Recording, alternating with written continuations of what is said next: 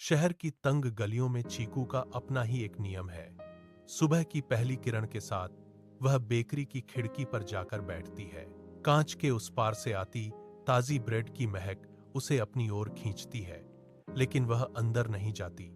वह बस वहां बैठती है, अपनी आंखों से गुजरते हुए लोगों को देखती है। दोपहर होते ही वह पार्क की ओर दौड़ लगाती है। बच्चों के शोर और भागदौड़ के बीच वह किसी के बुलाने का इंतजार नहीं करती। वह अपनी मर्जी से दौड़ती है, अपनी मर्जी से रुकती है। किसी की गोद में बैठना उसे पसंद नहीं। वह अपनी मालिक खुद है। शाम ढलते ही जब सूरज की रोशनी कम होने लगती है, वह पुरानी छतों की ओर रुख करती है। ईंटों और खपरेल पर उसके पंजे बिना आवाज किए चलते हैं। मोहल्ले के लोग उसे पहचानते हैं, उसे जानते हैं, लेकिन चीकू कभी किसी के पास रुकती नहीं। वह हमेशा एक निश्चित दूरी बनाए रखती है। उसकी नजरें हमेशा किसी ऐसी चीज की तलाश में रहती हैं जो इस मोहल्ले की साधारण गलियों में कहीं खोई हुई है। वह छतों की मुंडेर पर बैठकर नीचे की हलचल को देखती है। गली के नुक्कड़ पर खड़े लोग उसे देखते हैं, पर वह अपनी राह पर आगे बढ़ जाती है। वह किसी की पालतू नहीं, वह इस मोहल्ले की अपनी एक अलग दुनिया है। आसमान से गिरती बूंदें छतों की खपरेल पर शोर मचा रही हैं। चीकू एक पुराने बरगद के पेड़ के नीचे दुबकी है। उसके पंजे गीली मिट्टी में धंस रहे हैं। अचानक पास की एक अंधेरी गली में एक अजीब सी सुनहरी चमक कौंधती है। चीकू कान खड़े करती है। वह दबे पांव कीचड़ से भरी गली की ओर बढ़ती है। वहां पानी के बीच एक सुनहरी गेंद पड़ी है। वह रुकती है, गेंद के चारों ओर चक्कर लगाती है और उसे सूंघती है। गेंद से एक गूंजती हुई आवाज निकलती है, जो इसे छुएगा उसे अपना असली उद्देश्य मिलेगा। चीकू का शरीर कांपता है। वह अपना पंजा धीरे से आगे बढ़ाती है। जैसे ही उसका पंजा गेंद की सतह को छूता है, एक तेज रोशनी फूट पड़ती है।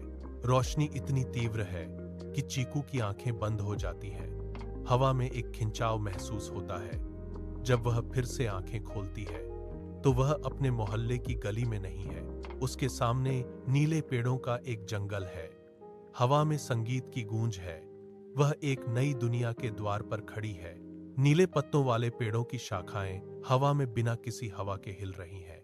चीकू सतर्क होकर चारों ओर देखती है। उसके पंजे नरम घास पर पड़ते हैं, जो हर कदम पर झंकार पैदा करती है। तभी झाड़ियों के पीछे से एक बूढ़ा कछुआ धीरे धीरे रेंगता हुआ बाहर आता है। उसकी चाल धीमी है, लेकिन उसकी आंखों में एक गहरी चमक है। वह चीकू के ठीक सामने रुकता है और अपना सिर ऊपर उठाता है। तुम आ गई हो, चीकू, कछुआ एक भारी आवाज में कहता है। चीकू पीछे हटती है, अपने शरीर को सिकोड़ लेती है।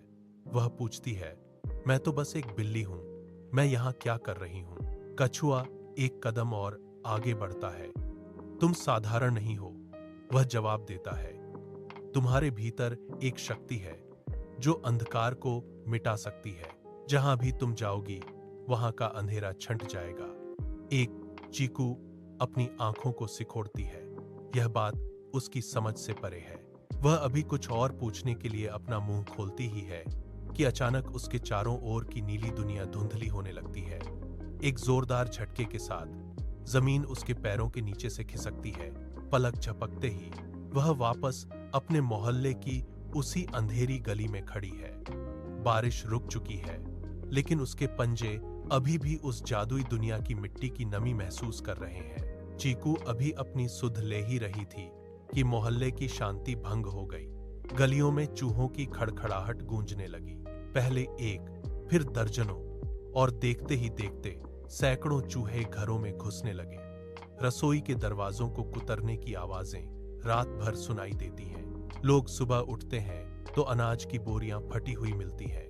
फर्श पर बिखरा हुआ अनाज चूहों के झुंडों से ढका है। मोहल्ले के लोग लाठियां लेकर उन्हें भगाने की कोशिश करते हैं, लेकिन चूहे तेजी से दीवारों के छेद और नालियों में गायब हो जाते हैं। घरों के भीतर का माहौल बदल गया है। बच्चे अब शाम को बाहर खेलने नहीं निकलते। वे खिड़कियों के पीछे दुबके रहते हैं।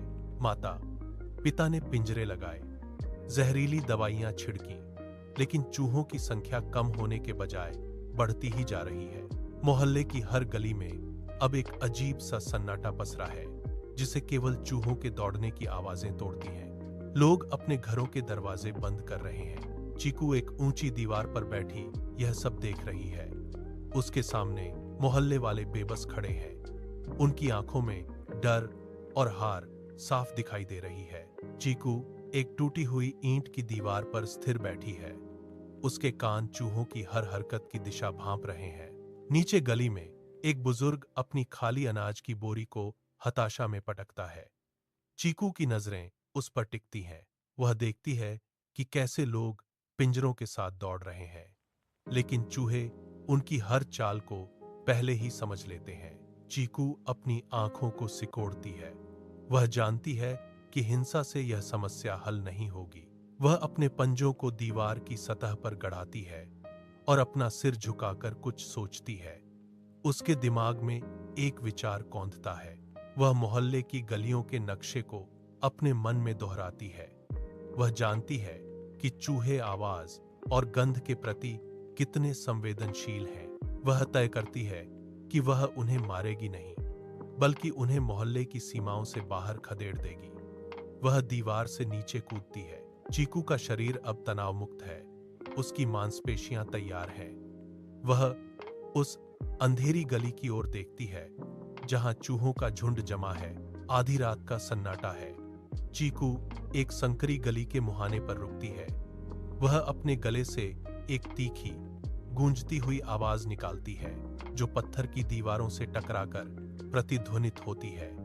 अंधेरे कोनों से चूहों की लाल आंखें चमकती हैं। वे उसकी ओर मुड़ते हैं। चीकू धीरे धीरे पीछे हटती है। हर कुछ कदम पर रुककर वही अजीब आवाज दोहराती है। चूहों का झुंड उसके पीछे सरकने लगता है। वह उन्हें मुख्य सड़क से दूर टूटी हुई नालियों और झाड़ियों के बीच से ले जाती है। अचानक एक बड़ा चूहा रास्ता बदलने की कोशिश करता है। चीकू फुर्ती से उसके सामने कूदती है। अपने पंजों से जमीन पर जोर जोर से प्रहार करती है और फुफकारती है। वह चूहा वापस झुंड में मिल जाता है।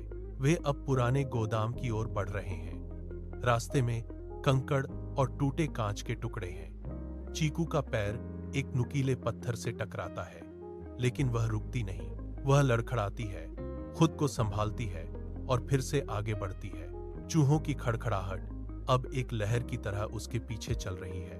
वह गोदाम के भारी लकड़ी के दरवाजे के पास पहुंचती है।